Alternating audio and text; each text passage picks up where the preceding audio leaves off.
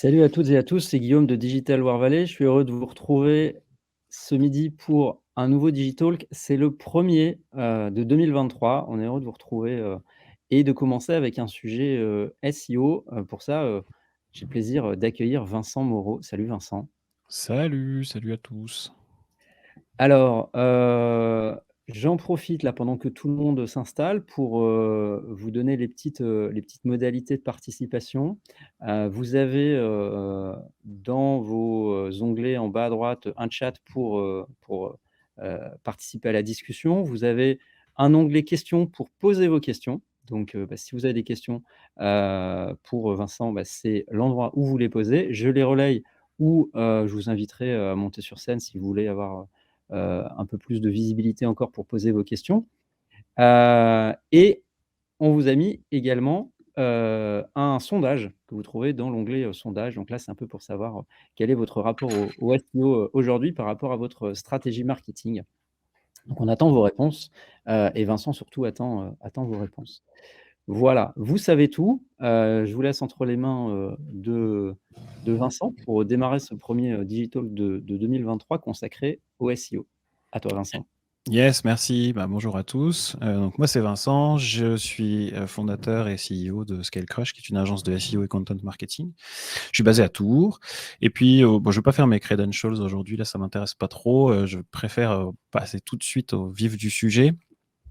Si vous avez des questions, posez-les. Je m'interromprai pour essayer d'y répondre, sauf si elles sont dans une autre partie de mon sauf si la réponse est dans une autre partie de mon intervention. Et puis, je m'excuse d'avance pour tous les anglicismes que je vais m'efforcer de ne pas utiliser, mais que je ne vais pas y arriver. Je vous prie de m'excuser pour ça. En même Ça temps, tu risque viens parler de SEO, donc ça commence mal. Ouais, mais ouais, c'est ça. C'est vrai, tu as raison. Référencement naturel, référencement. J'ai conçu, j'étais en train de me dire avec Guillaume en off tout à l'heure que Robert sur la droite a été vraiment super moche. J'aurais dû lui changer sa photo. J'ai conçu le truc en 4 parties, plus une partie résultat, mais c'est juste pour vous montrer des graphes et puis faire un gros flex, ce qui m'intéresse moins. La première partie, ça va être sur une espèce de grosse mise en contexte sur les tendances du SEO, le paysage SEO content marketing en 2023, et je veux faire un bout de quelque chose sur l'IA parce que c'est mon petit pet peeve en ce moment. Tiens, ça y est, ça commence avec les anglicismes, c'est ma marotte, on dit en français. Ensuite, on va parler de comment faire un changement de paradigme dans sa stratégie marketing, ce qui va nous emmener ensuite à parler du SEO. Donc, on va avoir une grosse mise en contexte. Et puis, après seulement, on parlera de SEO parce que le SEO, c'est qu'un aspect de votre stratégie marketing générale. Et donc, il faut le prendre de manière, j'aime pas du tout ce mot, holistique. Première partie, donc sur les tendances, paysage de SEO, content marketing. Ça, c'est la liste des Google Updates qu'il y a eu en 2022, donc des mises à jour de l'algorithme. Alors, c'est la liste des mises à jour qui sont nommées, c'est-à-dire que des mises à jour, il y en a en permanence. Google change son algorithme en permanence. Mais ça, c'est la liste des mises à jour sur lesquelles ils ont communiqué, disons. Il y en a beaucoup, je ne vais pas toutes les faire. Ce qui m'intéresse, ce sont ces deux-là, les deux que j'ai mises en violet. Donc, vous voyez que ça en fait quand même quasiment une tous les 2 mois, un petit peu plus que ça en fin d'année. Et les deux qui m'intéressent, ce sont les deux que j'ai mises en violet, qui s'appellent Helpful Content Update, lors desquels Google s'est efforcé de, disons, pousser vers le haut le contenu qui est de bonne qualité, c'est-à-dire qui répond aux questions des utilisateurs, et tirer vers le bas le contenu qui ne le serait pas. C'est la première fois qu'on entend Google parler réellement, l'une des premières fois qu'on entend vraiment Google parler de helpful content, c'est-à-dire le fait que le contenu soit utile aux utilisateurs. Et ça, c'est pas une grosse surprise si on s'intéresse au SEO, mais ça peut l'être certaines fois si on regarde le truc un petit peu de loin. Hop, ça marche plus. Toutes ces updates-là, il y en a beaucoup, il y en a encore beaucoup plus que ça qui sont non confirmées. Elles n'ont qu'un seul objectif. Ça, c'est quelque chose qu'il faut comprendre dès lors qu'on s'intéresse au SEO. C'est que le premier objectif de Google, c'est de faire un meilleur moteur de recherche. L'idée, c'est que plus il y a d'utilisateurs sur le moteur, plus ils vendent de pubs et donc plus ils font d'argent. Le corollaire de ça, c'est que s'il y a moins d'utilisateurs, ils vendent moins de pubs et donc ils font moins d'argent. Donc, toutes les updates vont toujours dans le même sens. Faire en sorte que le moteur soit de plus en plus efficace. C'est pour ça que vous avez les petits knowledge graph sur la droite, quand vous voulez savoir quelle est la date de naissance de Brad Pitt, il vous le propose directement sur la page de résultats de recherche. Quand vous tapez une recette de cuisine, il vous met le petit snippet, le petit encart en haut de la page, etc. Tout ça, c'est pour que vous ayez la réponse à votre question le plus rapidement possible et que le moteur vous donne satisfaction. Ce qu'il faut bien comprendre, c'est qu'on est le produit quand on utilise le moteur de Google. Le client, c'est l'annonceur. Donc, la première chose que Google veut, c'est valoriser la qualité du contenu, c'est-à-dire faire en sorte que le contenu qu'il propose à quelqu'un réponde effectivement à la question que cette personne avait. Et la deuxième, c'est lutter contre le spam ou la manipulation, parce que forcément, si ce qu'on veut faire, c'est donner des réponses utiles, si le type, il essaye de s'insérer dans un truc où il n'a pas de réponse utile à donner, c'est pas bon pour le moteur non plus. Donc, ce qu'il faut garder en tête ici, c'est que notre boulot, quand on fait du SEO, c'est pas du tout de manipuler le moteur. À chaque fois que Google montre une page de résultats de recherche, il prend un risque. On peut réfléchir à ça comme ça. On peut se dire, il prend un risque business de rendre le moteur moins bon, de donner de mauvais résultats, et donc de faire partir les utilisateurs vers d'autres moteurs. On sait qu'il y a une grosse concurrence entre Google et Bing, ou entre... Il y a eu d'autres acteurs sur le marché, type Quant, type DuckDuckGo, etc., qui n'ont jamais joué sur la pertinence des résultats. Ils ont toujours joué sur d'autres facteurs, type confidentialité, etc. Donc, puisque chaque SERP, ça veut dire Search Engine Results Page, donc la page de résultats de recherche, est un risque, notre boulot à nous, c'est pas d'aller manipuler et d'aller se mettre à des endroits où on veut pas, où on n'a pas de raison d'être. Notre boulot à nous, c'est d'aller faire comprendre à Google que nous positionner, c'est pas un risque, qu'on maîtrise notre contenu, on a fait du contenu de bonne qualité, notre site est bien structuré, notre site est techniquement facile à trouver, identifier, Et donc ça, c'est un mindset, ça y est, ça commence encore, mindset. C'est un changement qu'il faut opérer parce que le SEO, il y a beaucoup de professionnels du SEO, et notamment du SEO francophone, qui aiment bien regarder les choses sous l'angle de la manipulation. D'un point de vue long terme, c'est pas terrible, parce que si je reviens au truc des updates, si vous faites de la manipulation, ça va vous tomber sur le coin du museau. C'est peut-être dans 3 ans, c'est peut-être dans 6 mois, c'est peut-être la semaine prochaine. Mais si vous regardez des graphes comme ça et que vous mettez celui de 2021, 2019 et tout, ça va vous tomber sur le coin du museau, c'est sûr. Est-ce que c'est, Vincent, je t'interromps, Ouais. est-ce que c'est un peu lié à une certaine vague, qu'il y a eu à un moment donné sur des hacks qu'on pouvait, trouver ou mettre en place, qui étaient justement un peu des manières d'essayer de gruger un peu justement le modèle, C'est ça, en je sais fait, Google, il veut pas se faire gruger, quoi, comme personne. Parce que nécessairement, eux, s'ils se font gruger, puis que demain, il y a un hack qui permet de ranker n'importe quel site, comme c'était le cas pendant un temps, on rankait n'importe quel site en faisant ce qu'on appelle du keyword stuffing, en mettant plein de mots-clés dans une page, et puis Google, il se dit, c'est j'en ça. vois plein. Ça apporte pas de réponse à l'utilisateur. Donc forcément, les utilisateurs, ils vont aller vers le moteur qui donne pas ça. Il faut se souvenir que... alors, je me souviens plus de l'histoire exacte, je suis désolé si c'est pas factuel, mais il y a eu, quand Google est né, ils ont essayé de vendre leur moteur à Yahoo. Ils ont essayé de vendre des droits d'usage pour quelques millions de dollars par an, je crois. Et Yahoo a dit non, non, non, ça nous intéresse pas. Et quelques années après, je crois que c'est 2 ans, 3 ans après, Yahoo payait $1 milliard à Google pour utiliser le moteur sur leur page d'accueil. Donc, ils sont super bien placés, Google, pour comprendre que s'il y a un outil plus performant, c'est en l'espace de quelques années, même pas années, quelques mois, que tous les gens vont arrêter d'utiliser leur moteur.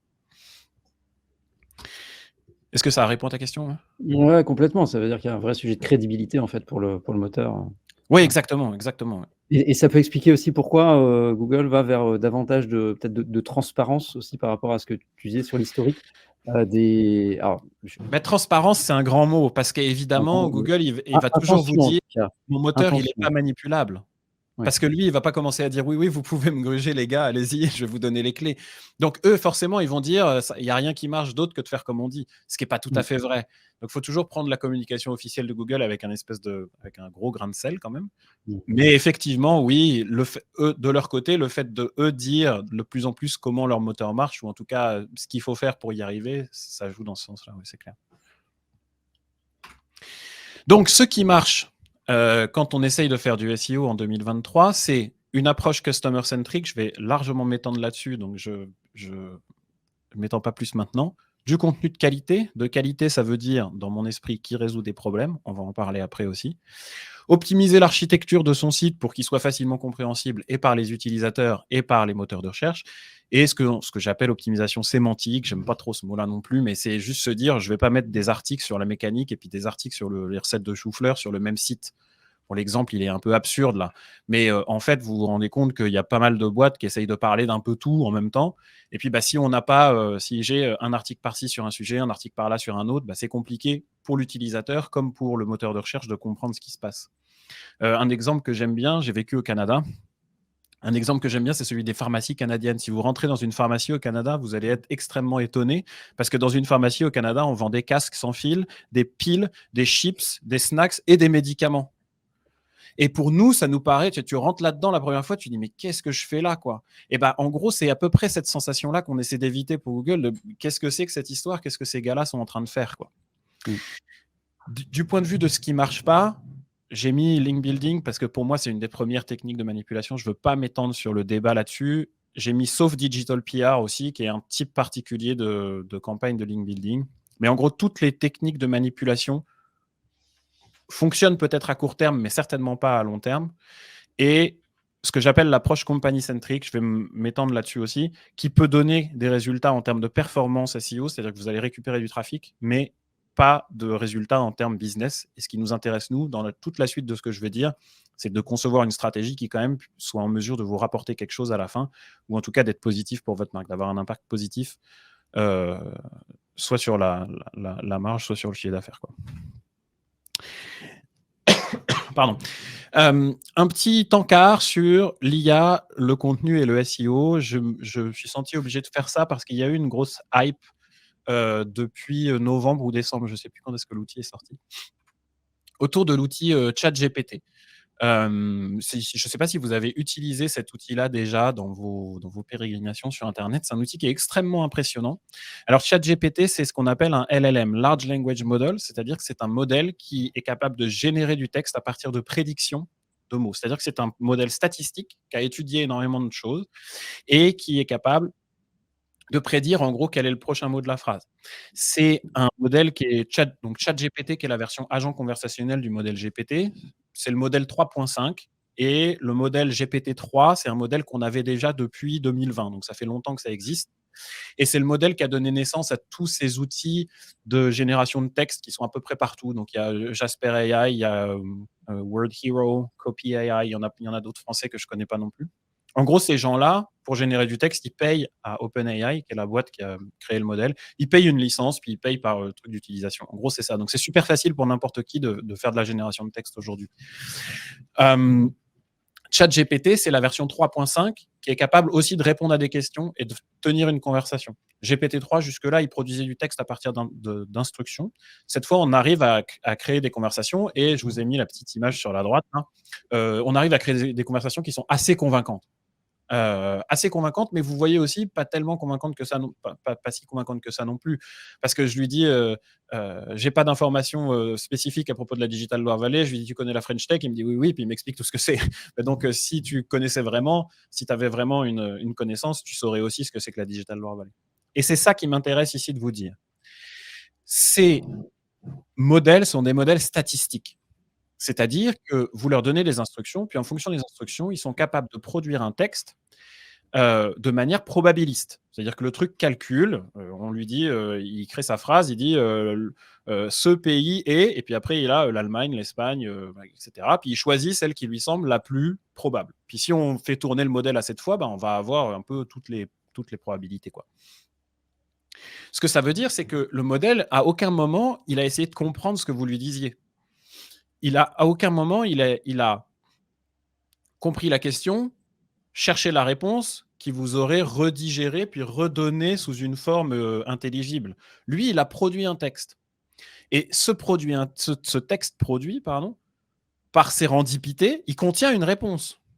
Mais la réponse n'est que la résultante du fait que le texte ait été produit. C'est pas l'inverse. On part pas de la question pour comprendre la réponse qu'on donne ensuite sous forme de texte. On produit un texte qui contient une réponse. Ce que ça veut dire, c'est que ces outils-là ils sont très très forts à nous faire croire qu'ils savent plein de choses, mais en réalité, ils sont assez peu utiles.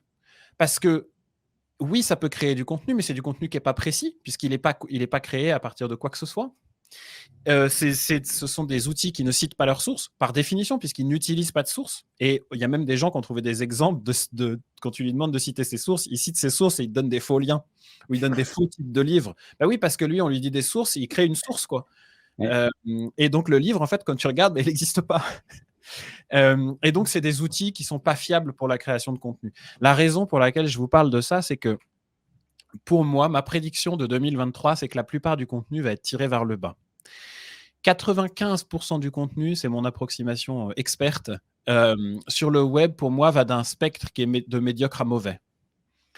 Quand je dis de médiocre à mauvais, ça veut dire sans valeur ajoutée. Vous avez certainement déjà expérimenté cette sensation de chercher un truc sur Internet et puis de trouver que la même information qui est en permanence écrite à moitié dans un français, à moitié pourri, enfin avec des gens qui n'ont aucune expertise, du mauvais contenu, quoi. Les entreprises qui produisent déjà du contenu comme ça, elles vont utiliser ces nouveaux outils, qui ne sont pas nouveaux en fait, qui sont hypés et qui donc vont être mis devant les yeux de nouvelles personnes. Elles vont utiliser ces outils pour produire la même chose, mais moins cher.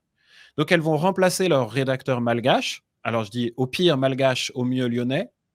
Elles vont remplacer leur rédacteur malgache par une IA, parce que de toute façon, le résultat est le même. Oui, parce qu'il n'y a pas le rédacteur qui est payé au mot de 1 centime à 10 centimes s'il est lyonnais, il n'a pas le temps de rechercher, de faire beaucoup de recherches et ainsi de suite. Donc nécessairement, il régurgite tout ce qu'il trouve aussi. Ce que ça veut dire, c'est que le contenu web, qui est déjà relativement mauvais, va être tiré vers le bas. Et les moteurs de recherche vont le combattre, parce que ce n'est pas du bon contenu à montrer dans les moteurs de recherche. Et donc, on en revient à ce dont je parlais au départ, les helpful content updates et tout ça. Ça, c'est déjà une manière pour Google de combattre le contenu de l'IA, ou le contenu construit sans effort à partir de l'IA. Le corollaire de ça, c'est que si vous voulez vous donner la peine de ne pas faire ça, de faire mieux, ben, automatiquement, vous allez vous démarquer. Parce que tous les concurrents, tous les autres vont prendre le raccourci, comme dans tous les autres domaines du marketing, mais du business en général. Donc, c'est un peu ça ce que je voulais faire passer. Quand vous voyez les choses avec les outils de ChatGPT ou les modèles GPT, les modèles de langage, comprenez comment ils fonctionnent, comprenez ce qu'ils savent faire et ce qu'ils ne savent pas, ce qu'ils sont en capacité de faire et pas en capacité de faire. Et voilà, moi, je vous donne une analyse de la façon dont ça peut se passer pour le marché. Vincent, j'en profite pour relayer une question de Sarah au sujet Ouais. de ChatGPT, qui nous demande est-ce que tu conseilles en fait le fait d'utiliser ChatGPT pour générer des idées plutôt que des contenus en entier, voire des ébauches de structuration? Ben, je pense que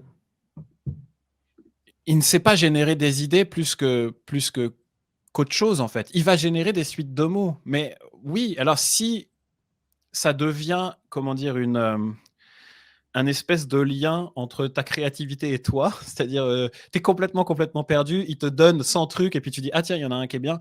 Je veux dire, oui, pourquoi pas? Le problème, alors je vais un peu off track ici, mais pour ceux qui sont adeptes des expériences de pensée, il y a une expérience de pensée qu'on appelle le bateau de Thésée. L'expérience de pensée est la suivante, c'est se dire, si on comprend Thésée, le héros grec, là, on s'en fout, ça peut être n'importe qui d'autre. Si Thésée il a son bateau avec ses planches et tout ça, et tous les jours, il remplace une planche de son bateau, jusqu'à remplacer toutes les planches de son bateau. À quel moment on peut dire que c'est plus le même bateau? Ok, c'est une expérience de pensée. La raison pour laquelle je la cite ici, c'est que les gens qui te disent ChatGPT c'est utile, ils vont te dire c'est utile si tu changes le contenu ensuite. Et ma question c'est ça, si tu changes tous les mots du contenu généré par l'IA, à partir de quel moment tu peux dire que c'est plus du contenu généré par l'IA? Et donc en fait, c'est un peu ma réponse à la question qui est un peu à côté de la plaque, mais pas tant quand même. C'est un peu ça. C'est oui, si tu veux, ça peut, mais il faut aussi comprendre que la façon dont il génère ses idées, elle n'est pas créative, elle est juste que. J'ai vu des gens dire oui, vous pouvez utiliser ChatGPT pour générer des listes de mots-clés. Oui, enfin, il fait exactement la même chose que ce que les autres outils font déjà. Quelle est la différence entre utiliser ça ou faire une recherche Google, utiliser ça ou moi je sais pas. Pourquoi pas? Si vous trouvez un usage et que ça marche, ça, je vais je vais répondre aussi en partie à cette question par toute ma diatribe sur la connaissance de l'utilisateur après. Mais en gros, ChatGPT, lui, il produit des suites de mots qui sont corrélés ou décorrélés du réel. Ça ne l'intéresse pas, lui. Donc, est-ce que ces idées-là sont justes? Il va générer des idées, mais est-ce qu'elles sont pertinentes? Je ne sais pas. Statistiquement, oui, hein, il y en a de pertinentes dans le lot. Hein, mais... Non, mais on comprend bien que c'est pas, voilà, c'est pas quelque chose qui a une valeur absolue, qu'il faut faire extrêmement attention au contenu, aux sources, tu en as parlé, et se centrer sur l'utilisateur aussi dans la réflexion. Exactement, ça je vais en parler. Il y a un truc que j'ai pas dit, si vous voulez vous souvenir de la façon dont ChatGPT fonctionne, enfin dont tous les modèles de langage fonctionnent, vous prenez votre téléphone, là, le clavier du téléphone, il y a une petite barre au-dessus qui suggère des mots. Bah, ChatGPT, il fait ça. Il le fait super bien, mais en fait, il fait ça. Hein. Il fait comme si vous appuyiez tout droit là sur le truc du milieu, ce qui sur le clavier du téléphone fait des phrases incompréhensibles, mais en vrai, avec ChatGPT, ça marche. En fait, ChatGPT, c'est ça, mais ce n'est que ça. C'est ça tellement bien qu'on a l'impression que c'est autre chose. Ça marche. Et j'en profite aussi pour donner quelques résultats du sondage auquel vous avez été nombreux à répondre tout à l'heure. La majorité des personnes répondent beaucoup à la question le Beaucoup, SEO cool. fait-il partie de votre stratégie marketing? Beaucoup. Donc, ça montre toute l'importance qui est accordée à ce que tu nous racontes aujourd'hui, Tout ce que Vincent. je raconte, ça c'est super. Voilà. Grosse pression sur toi quand même. Hein. Ouh, je ne sais pas si je vais y arriver. Je voudrais parler un petit peu, avant de parler de toutes ces histoires d'utilisateurs, de ce que j'appelle la pauvreté du marketing B2B. C'est un peu comment dire, un cliché hein, dans le milieu du marketing B2B. Je me concentre B2B parce que je pense que la plupart on fait pas de B2C. Ça reste assez vrai pour la plupart des marques B2C, mais on a un peu plus d'audace en B2C quand même. Ce que je veux dire, c'est que le marketing B2B, j'ai mis très entre parenthèses, mais j'aurais dû mettre deux fois très, je pense, très pauvre. Ce que vous voyez ici sur la droite, là, c'est la capture d'écran que j'ai prise la semaine dernière de Invox. Invox, c'est une agence lyonnaise qui se présente aujourd'hui comme une agence de demand generation, là. Je ne vais pas vous faire le topo sur ce que c'est que la demand generation. Il y a 10 ans, Invox, c'était une agence d'inbound marketing, puis ensuite, c'est devenu une agence de contenu, puis maintenant, c'est une agence de demand generation. C'est la même chose. En gros, la génération de demandes, c'est de se dire, tout ce que je vais vous dire après, il faut donner de la valeur aux utilisateurs, il faut répondre à leurs questions, il faut répondre à leurs... Enfin, il faut les aider, etc., etc., etc. Donc, c'est-à-dire, c'est les gars qui sont censés vous faire exactement ce que je vais vous dire de faire après. Hein. Et quand on regarde leur site, pourtant, ils ne parlent que d'eux. Ça, c'est ce qu'ils font. Ça, vos enjeux, là, c'est ce que je pense que toi, tu as, ce que toi, tu as comme problème. Je pense que sont tes problèmes. Ici, c'est nos offres, c'est nous. Client réalisation, c'est nous. Invox, c'est nous. Ici, c'est tout ce qu'ils vendent eux. Ça, c'est contacter nous. Ça, c'est découvrir nos ressources. Ici, en haut, j'ai Zoom. Ça, c'est mes webinaires. Ça, c'est mon glossaire. Ça, c'est mes ressources premium, mes formations. OK, il n'y a rien là-dedans qui soit de près ou de loin applicable à ce que moi, j'ai envie de trouver sur un site. Rien du tout. À part le générer durablement des opportunités business, qu'un espèce de truc super creux que tout le monde te dit depuis le coach en investissement immobilier sur YouTube jusque tout le monde te dit je vais te faire gagner de l'argent. Ce qu'ils font, ils ont demandé la baseline à ChatGPT, on ne sait pas. Peut-être. Dans tous les cas, ce que ça veut dire, c'est que toutes les entreprises B2B font ça. Elles disent moi. Si vous pensez à la façon, à comment ça se traduit pour des relations interpersonnelles, ce qui au final des relations business sont des relations interpersonnelles, ça se passerait très très mal si on agissait comme ça dans notre vie. Hein. Si vous allez à un rendez-vous amoureux et le gars vous dit oui, moi je suis 150% meilleur et je fais du basket et je fais du tennis et je fais ça et regarde, je sais aussi faire de la peinture et ma mère elle a un cottage. Ça se passe très très mal s'il passe la soirée à faire ça. Hein. Donc là c'est la même chose. La bonne nouvelle, c'est que si vous acceptez de changer de paradigme, vous vous trouvez automatiquement dans le top 5 ou 10%. Parce que aujourd'hui, personne ne le fait, même les types qui, normalement, en sont spécialistes. Alors, ok, c'est toujours le cordonnier le plus mal chaussé, mais... Ce que ça veut dire, c'est qu'il faut changer de paradigme. Je vais vous donner une réalité qui est difficile à entendre, que personne n'a envie d'entendre, mais qui malheureusement est vraie si vous réfléchissez à vos propres parcours d'achat. Tout le monde s'en fout radicalement de vous. Tout le monde s'en fout radicalement de ce que vous faites et tout le monde s'en fout radicalement de vous acheter quoi que ce soit. c'est pas très agréable à entendre parce on aime se dire tiens, j'ai une expertise et ainsi de suite, machin. Mais tout ce que je vous raconte là, ce serait quelqu'un d'autre qui vous le raconterait, ça changerait rien. C'est pas moi qui vous intéresse, c'est ce que j'ai à dire. Ce que vous voulez, ce que les gens veulent en général, c'est des solutions à leurs problèmes. Si on achète quelque chose, c'est parce que ça résout un problème. Et en plus, ils ont besoin de l'assurance que vous savez résoudre le problème ou que vous pouvez le résoudre. Ils veulent être persuadés que vous pouvez résoudre le problème parce que sinon, ils ne vous donneraient pas de l'argent. Et donc, j'aimerais qu'on parle un peu des problèmes. Je vous assure qu'on rattrape le SEO à la fin, vous allez voir. Je fais un grand tour et après, d'un coup de baguette magique, je vais tout remettre ensemble. Donc, ce qu'il faut comprendre, c'est que tout processus d'achat commence par des problèmes. J'ai laissé ChatGPT, là, c'est pour vous faire plaisir. Tout processus d'achat commence par des problèmes. Que vous cherchiez un livre de recettes pour faire des cookies pour mamie, quelqu'un pour faire le ménage dans vos bureaux ou une agence pour faire du SEO, de toute façon, ce que vous avez, c'est un problème. Vous ne voulez pas acheter un livre de recettes. Vous voulez faire des bons cookies. Vous ne voulez pas payer quelqu'un pour faire le ménage. Vous voulez un bureau propre. Et vous ne voulez pas faire du SEO, vous voulez plus de visibilité, plus de leads, plus de ce que vous voulez. OK ? Ce que ça veut dire, c'est que pour nous, on veut identifier ces problèmes. Je le disais tout à l'heure, les gens achètent parce que, pour deux raisons. Soit ils savent d'expérience que vous pouvez résoudre leurs problèmes. Si vous avez un logiciel, ils l'ont testé, ils ont vu que ça leur convenait. Si vous êtes paysagiste, ils voient que vous avez fait un super jardin chez leurs potes. Et sinon, si vous faites du service aux entreprises, ils savent que vous avez augmenté le chiffre d'affaires de 30% de leurs potes ou du business group, je sais pas quoi. Ou alors, ils croient que vous pouvez résoudre leurs problèmes. Soit vous êtes une figure d'autorité, soit vous avez tout plein d'études de cas, soit vous avez tout plein de contenus qui montrent que vous avez tellement bien compris le problème que vous pouvez certainement le résoudre. Ce que ça veut dire, on rattrape le SEO maintenant, c'est que nous, notre boulot, si on veut choper tous ces gens-là, il ne faut pas essayer de les choper avec nos solutions. Il faut essayer de les choper avec leurs problèmes. Quand vous voulez faire des cookies, vous ne tapez pas livre de recettes cookies, vous tapez recette de cookies. Ce que vous voulez, c'est la recette. Vous voulez des bons cookies. Puis vous prenez la recette avec les beaux cookies, et puis celle qui a plein d'avis, et ainsi de suite.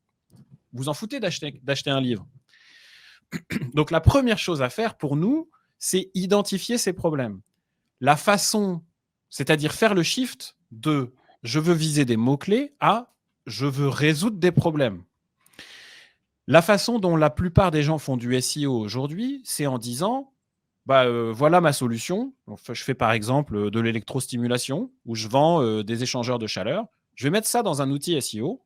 Je vais sortir la liste et je vais prioriser en prenant ceux qui sont le plus tapés, donc ceux qui ont le search volume le plus haut, et puis ceux qui sont pour lesquels c'est le plus facile de ranker, donc ceux qui ont la difficulté la plus basse. Et puis voilà, ça donne une liste et ils partent du haut, puis il y a un problème inhérent à ça, c'est que si je fais ça, par exemple, si je vends des échangeurs de chaleur, j'avais un client qui faisait ça pendant un temps. Donc, ce sont des machines dans l'industrie. Alors, il y en a dans les clims de voiture et puis il y en a dans l'oil and gas qui permettent juste d'échanger la chaleur entre deux fluides. Et si je suis cette méthode, je tombe sur un mot-clé qui est par exemple échangeur de chaleur dimensionnement. Alors, je me dis, ça, c'est super. Le type, il cherche à dimensionner un échangeur de chaleur. Il est certainement dans mon audience. La réalité, c'est qu'une fois qu'on a le trafic, on se rend compte que les gens qui tapent échangeur de chaleur dimensionnement, c'est des étudiants en thermodynamique qui ont un DM à rendre. Donc en fait, oui, vous avez du trafic, mais l'opportunité, elle est zéro. Ça ne sert à rien d'avoir ce contenu-là. Okay, le problème de l'ingénieur qui veut un échangeur de chaleur, il tape peut-être jamais échangeur de chaleur en fait. L'échangeur de chaleur, pour lui, c'est peut-être un moyen d'arriver à une fin. C'est peut-être par la fin qu'il faut le choper. Je peux vous donner un autre exemple. Si vous cherchez un outil de tracking du temps, vous pouvez taper outil de tracking du temps, mais vous pouvez aussi très bien taper augmenter la productivité des employés. Un outil de tracking du temps, c'est une solution au problème de la mesure de la productivité, par exemple, ou de la mesure de la rentabilité de projet. Donc, vous voyez là comment, en partant des problèmes, on arrive à des résultats qui sont catégoriquement différents de ceux qu'on obtient en partant des mots-clés.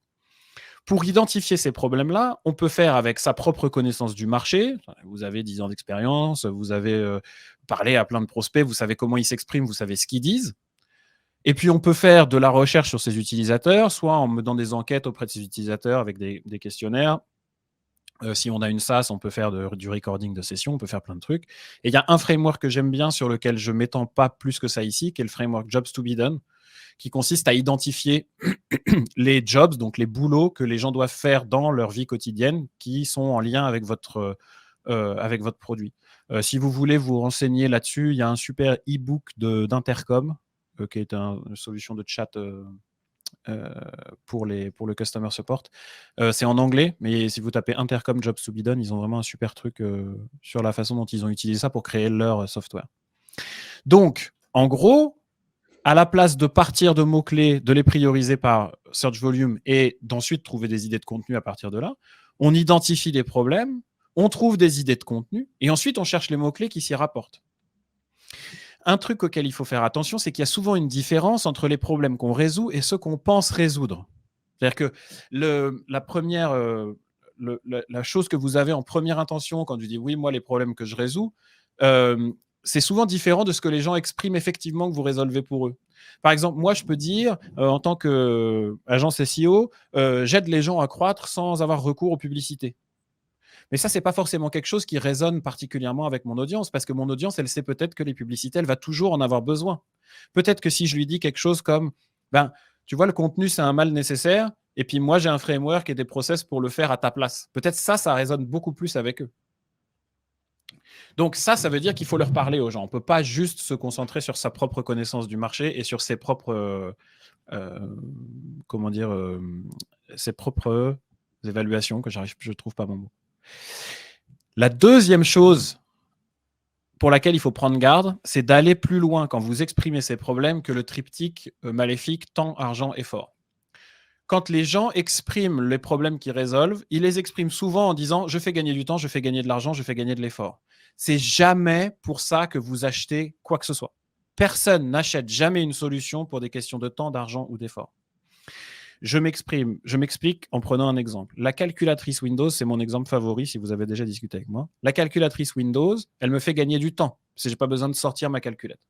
Elle me fait gagner de l'argent parce que je n'ai pas besoin d'acheter une calculette. Et elle me fait gagner de l'effort parce que je n'ai pas besoin de trimballer ma calculette avec moi. Est-ce que c'est pour ça que j'achèterai une calculatrice Windows ? Jamais. Ça, c'est pas suffisant.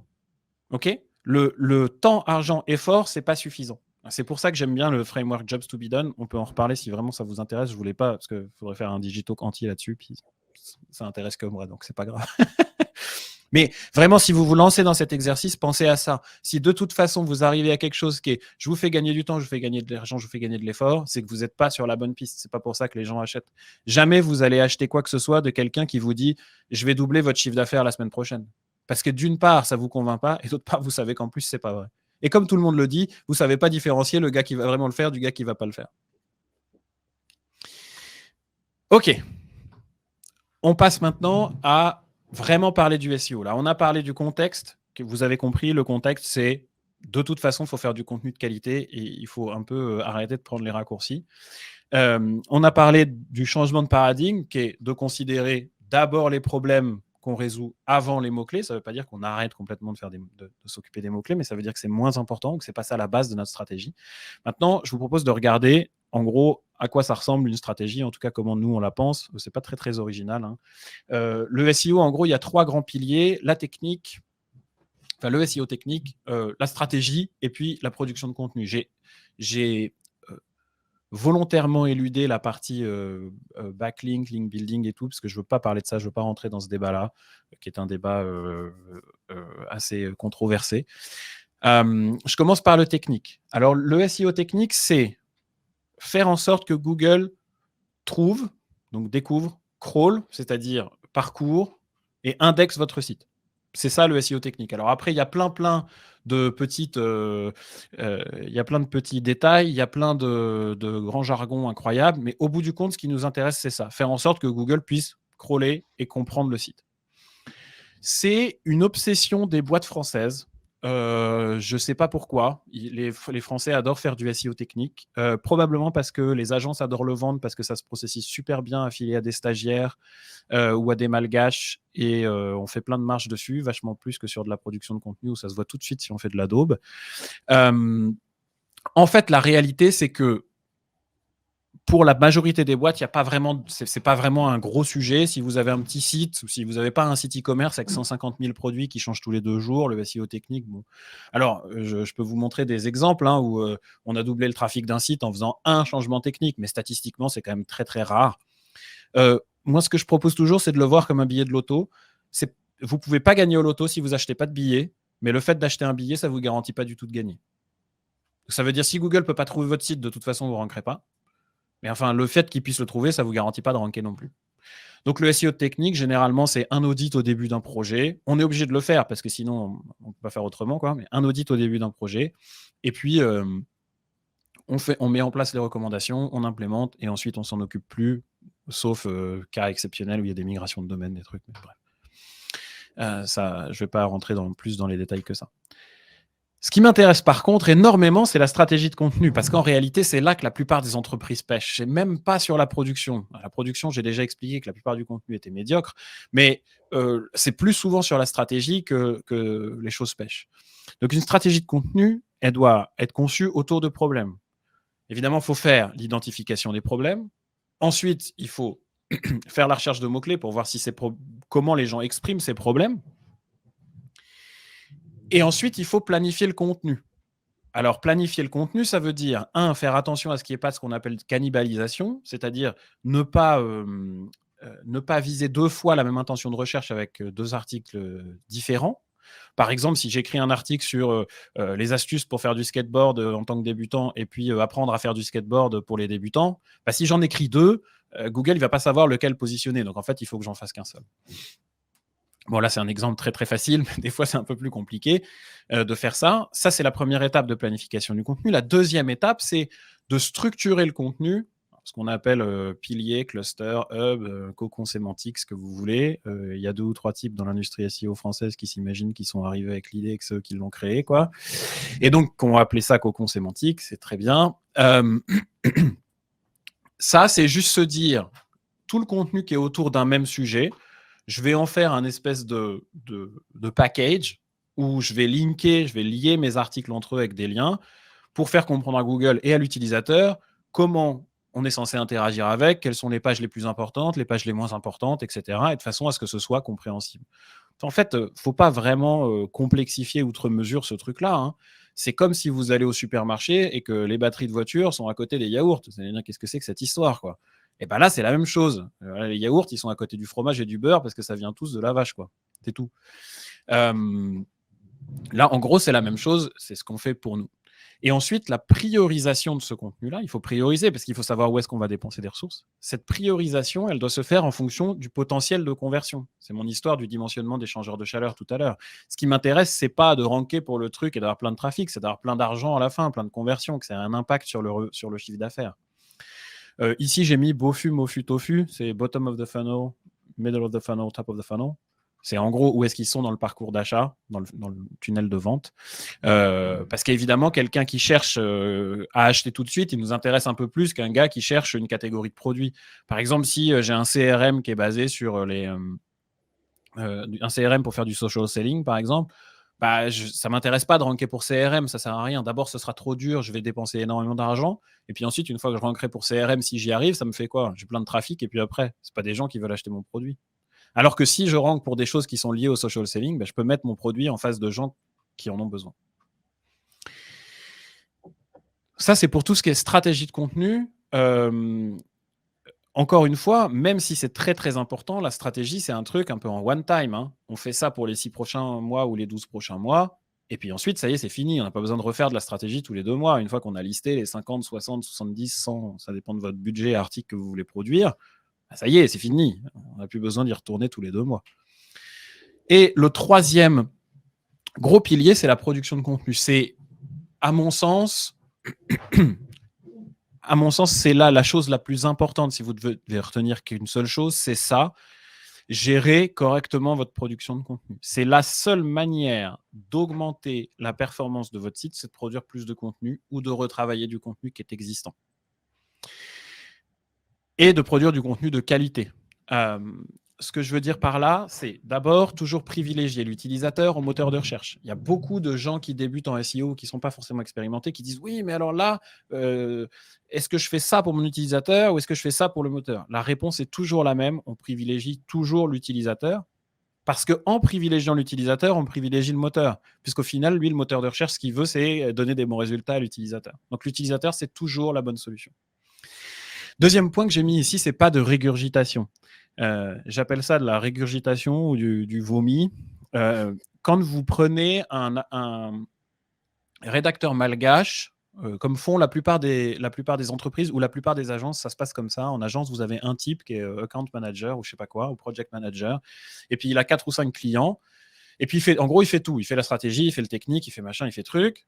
Et puis, il n'a pas vraiment le temps de briefer les rédacteurs. Donc, il a les mots-clés là, de sa liste de mots-clés qu'il a faite. Il dit, tiens, ça, c'est dimensionnement d'échangeur de chaleur. Pouf, il donne ça au rédacteur malgache. Je vous en parle d'expérience. Hein. J'ai fait ce boulot-là.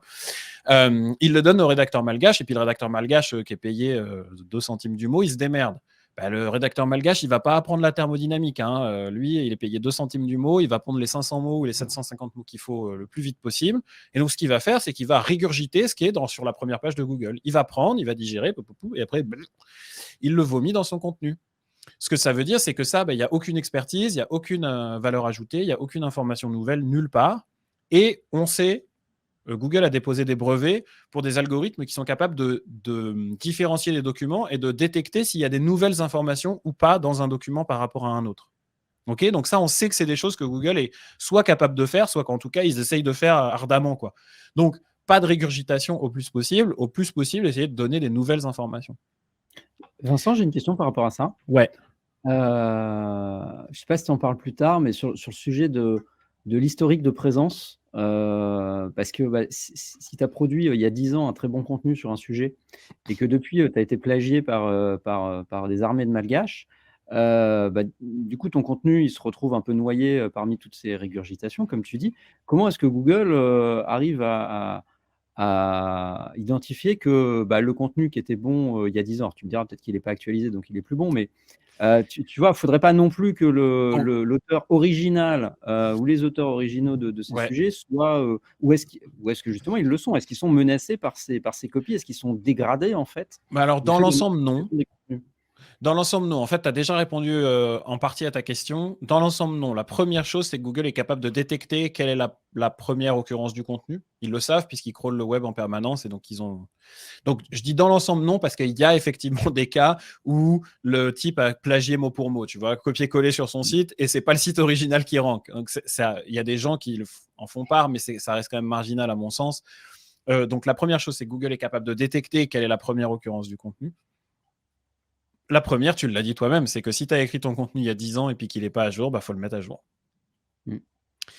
Et donc, c'est pour ça qu'il faut venir rafraîchir son contenu, retravailler son contenu, mettre des nouvelles sources, mettre des nouvelles choses. Et ça, c'est des choses qu'on fait, allez, une fois par an. Hein. On n'a pas non plus besoin de le faire tous les 2 mois.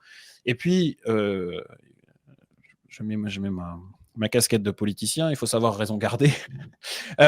Si tu fais un contenu sur la vie d'Henri IV, il n'y a pas besoin de le mettre à jour tous les 2 ans, quoi.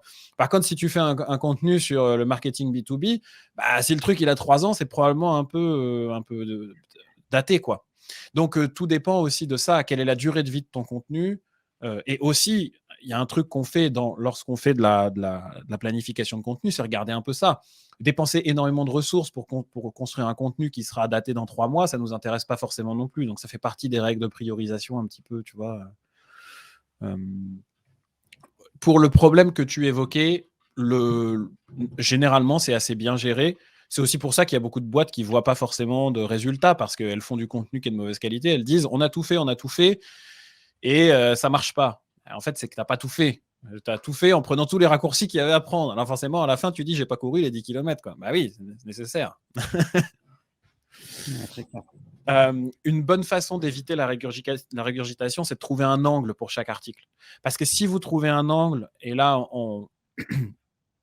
Christine, si tu m'écoutes, je crois que tu regardes, on parle de content journalism un peu, de se dire, elle est où l'histoire, il est où l'angle, comme un journaliste ferait en fait.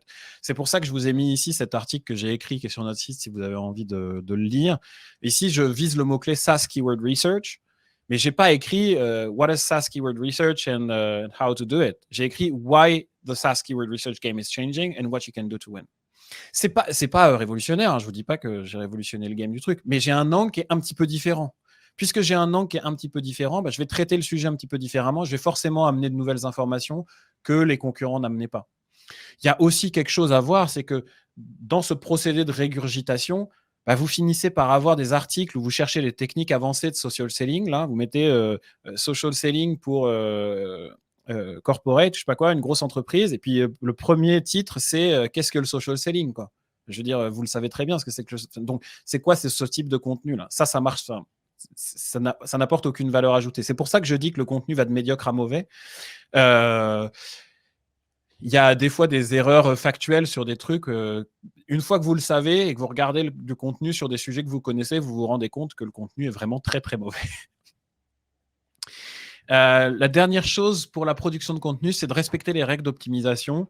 Là encore, hein, ce qu'on appelle le SEO on-page, les gens adorent compliquer ça parce que ça leur fait certainement vendre des prestats SEO en expliquant à tout le monde que c'est très très compliqué. La réalité, c'est que c'est relativement simple. Prenez n'importe quelle checklist que vous trouvez en première page de Google en tapant on-page SEO. Il faut mettre son mot-clé dans l'URL, dans le H1, dans les paragraphes, et puis voilà. Google est largement au-delà de ça, hein. Quand vous voyez ce qu'on est capable de faire avec les modèles de langage et donc de comprendre sur ChatGPT, là, vous voyez bien que Google, mot-clé dans le H1, ça fait longtemps qu'ils ont arrêté de mettre ça en haut de leur liste, quoi. Donc, globalement, n'écoutez pas les gens qui vous disent que c'est plus compliqué que ce que c'est. Écoutez les gens qui vous disent de ne pas prendre de raccourcis. C'est moi. Non, plus sérieusement, le contenu, c'est là que vous devez mettre vos efforts, c'est là que vous devez mettre votre budget. J'aime bien un petit aphorisme un peu corny, là, un peu cliché, mais ne parlez que si c'est supérieur au silence. C'est ça qui doit guider votre stratégie. Est-ce que j'ai quelque chose à dire ou pas? Et si j'ai rien à dire, est-ce que je peux aller chercher des types qui ont quelque chose à dire sur le sujet? Parce que faire du contenu SEO pour faire du contenu SEO, vous allez avoir du trafic et puis vous allez passer, enfin, excusez-moi l'expression, vous allez passer pour un con parce que vous ne connaissez rien au sujet, quoi. Donc voilà, pensez à quelle est mon expertise, quel problème je résous et comment je peux parler de ce problème correctement et avec et montrer mon expertise. Si ça vous intéresse, on peut parler de la façon dont on peut mettre des process comme ça en place. Je vous ai fait quelques petits graphes de résultats pour que vous voyez à quoi ça peut mener ce genre d'approche. Ici, c'est un éditeur SaaS de logiciels. Vous voyez que ici, je m'arrête en octobre, c'est monté encore plus en décembre. On est passé de 30 000 à 150 000 utilisateurs par mois, juste avec le trafic organique. Ils ont 150 000 personnes sur leur site. Et cette entreprise-là, précisément aussi, on a doublé, en même temps que de tripler le trafic ou quadrupler le trafic, on a doublé leur nombre de downloads. C'est-à-dire ici, vous voyez, c'est le téléchargement du logiciel, il passe de 8 000 à 19 000 en 2022 comparé à 2021. Donc si vous faites ça correctement, vous avez aussi des conversions et pas que du trafic. Ici, même topo dans la cybersécurité, email marketing, ça c'est le secteur des services, Health-Tech, etc. Je vous passe les courbes qui vont en haut à droite, vous avez compris. Ça s'applique à tous les secteurs d'activité. Et cette histoire, tout ce dont j'ai parlé, là, cette histoire de identifier les problèmes, ça va vous aider à faire votre stratégie SEO, mais ça va vous aider à faire tout votre marketing. Parce qu'une fois que vous aurez compris les problèmes, vous pouvez en reparler sur les réseaux sociaux, vous pouvez en reparler sur votre site, vous pouvez en reparler dans des webinaires, dans des salons, où vous voulez, quoi. Voilà, c'était moi qui parlais trop longtemps. Donc, je vous remercie pour votre attention. C'était top. Si vous avez des questions. Si effectivement vous avez des questions, vous pouvez les poser dans la boîte à questions. On a encore quelques minutes pour y répondre. En attendant que les questions arrivent nombreuses et variées, moi j'en ai une pour toi, Vincent. Ouais. Bon, tu nous as bien montré les évolutions, où est-ce qu'on en était en 2023, etc. On a compris qu'il y avait quand même un contenu assez médiocre, hein, tu l'as dit, et en même temps, il y a de plus en plus de contenu. Est-ce que, selon toi, il est plus facile ou plus difficile de se démarquer? C'est-à-dire, est-ce que le volume est aujourd'hui un frein pour se démarquer en SEO, ou est-ce que, au contraire, la médiocrité globale du contenu est plutôt un atout pour se démarquer parce qu'on a compris ça et on va faire du contenu plus quali? Bah, moi, j'ai envie de voir le verre à moitié plein. Mmh. J'ai pas de boule de cristal, hein. Pour moi, c'est une opportunité. Ce que ça veut dire, par contre, c'est que on est de plus en plus, ça c'est un truc que je répète depuis un moment, mais on est de plus en plus dans une situation qui est un peu go big or go home. C'est-à-dire que tu peux plus dire je veux faire du SEO pour 500 balles par mois. Parce que ça, c'est sûr, c'est 500 balles de perdu. Mmh. À mon sens, à mon avis, si tu veux faire un truc qui convertit à la fin, et je pense que c'est plutôt ça le changement, en fait, c'est que si tu veux investir, bah, il faut investir, quoi. Il faut pas juste se dire je vais faire un pauvre truc, parce que ben, c'est sûr que si on cherche tout le temps à faire du truc au rabais, si on cherche tout le temps le moins bon, le meilleur prix, enfin le truc le moins cher, bah, ça s'en ressent. Et nécessairement, on peut pas produire du contenu de qualité pour, comme tu dis, cut through the noise, enfin pour se démarquer. Bah, on peut pas le faire avec un budget, avec des stagiaires qui connaissent pas le métier, avec des gens qui ont jamais écrit, avec des gens qui ont jamais fait. Enfin, tu vois, c'est pas possible. Mmh. Donc pour moi, je vois ça comme une opportunité. C'est pour ça que j'ai présenté les choses de cette manière-là. Si les entreprises sont capables d'opérer ce changement de paradigme, quoi. Parce que si tu dis OK. l'opportunité, c'est ChatGPT, je vais bombarder avec de l'IA, bah oui, peut-être, mais un jour, on aura l'IA qui repère le contenu de l'IA. Et puis, dans ce cas-là, ben, tu vas te faire piner ton contenu. Et puis, si tu me dis, oui, mais je le retravaille, ben, je repasse à mon expérience de pensée du bateau de Thésée. C'est à partir de quel moment tu dis que c'est plus le bateau de Thésée, quoi, que c'est plus du contenu d'IA. Mmh.